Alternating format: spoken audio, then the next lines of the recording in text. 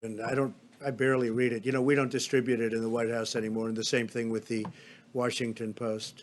They are siding with China. They are doing things that they shouldn't be doing. They're siding with many others. China's the least of it. It is fake news. It's more than fake news. It's corrupt news. You're actually sitting too close.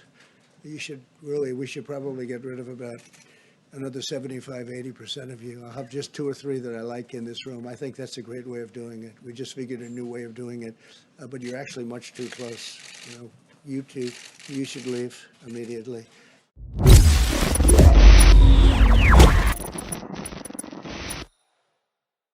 Yes, for motivation, you're a fucking idiot as well. See ya.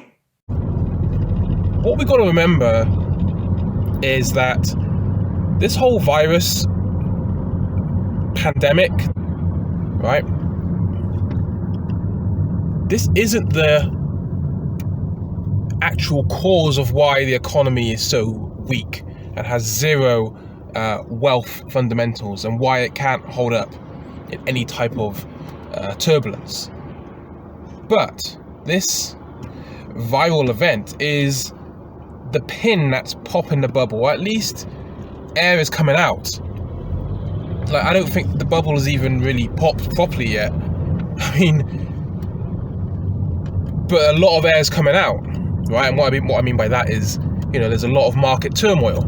The FTSE 100 over here in the UK is, is down a lot. S&P wrecked.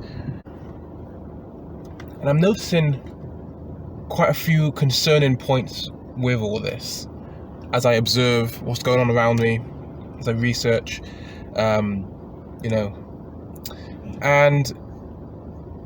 look, remember that a few weeks ago where I spoke about like socialism and how the stock market is basically, the economy of all of Europe is turning into this type of socialist empire where you owning your own wealth, your own property, freedom of speech, everything has to be done by the state. The state has to be in control of everything. You can't even wipe your own ass without the government having to give it the green light. And a few people kicked off in the comment section. That's fine. That's okay. Because they couldn't answer my questions. We explained how as people's wealth was diminishing, more free stuff was being loaded onto the public. And, looking at what's been happening the last few days, the WHO, at the last minute declaring this a pandemic, and nearly every single central bank on the planet at least every westernized central bank anyway, mobilizes and starts doing all this helicopter money. Like, money is being printed like never before. Like, people are totally oblivious to this. The viral event is actually an excellent distraction, sadly to say. And as more money is printed out, rates are being slashed, and this is all happening so quickly, and it's almost like it's been planned. It's like a really expertly written script, a simple script, but expertly orchestrated, and it's being played out. All these central banks are just mobilizing to print out money.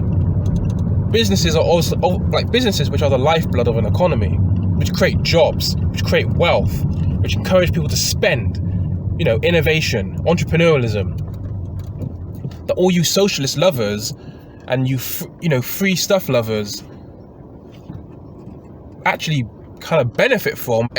Things like all these services we have came from entrepreneurialism. But now that they're struggling, and like the Chancellor over in the UK, they want to just bail them all out. They want to give them loans. I can announce today an unprecedented package of government-backed and guaranteed loans to support business to get through this. Today, I am making available an initial £330 billion of guarantees, equivalent to 15% of our GDP. That means any business who needs access to cash to pay their rent, their salaries, suppliers, or purchase stock will be able to access a government-backed loan or credit on attractive terms. There are concerns about the impact on pubs, clubs, theatres. They're not just giving this money out because they're kind and they care about your wealth and your business and your livelihood. They're doing it so they can control you.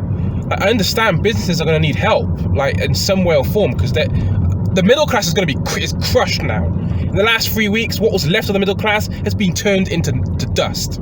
Okay? You're in a pool of acid and you're just corroding. That's what's happening to the middle class as we speak with this. Like, boom. If you don't pay it back, government's always happy to help you until it isn't. And this money, with these fucking loans that they're giving out to all these businesses across the country, all these bailouts of industries, government owns businesses now. Like, it's done. Like, this is it. You want a business? If you got a business and you need to survive and you take the money, the government will own you. I understand that people got to survive and stuff. And this is the catch-22. This is the expert part of all this fucking shit. They've literally got everyone by the balls with this. It's almost as if they've been waiting and foaming at the mouth to be able to do something like this, to be the saviors in the middle of a crisis. But isn't that the ultimate plan? To take control of everything, so that any asset you own is basically like theirs? That's the end game.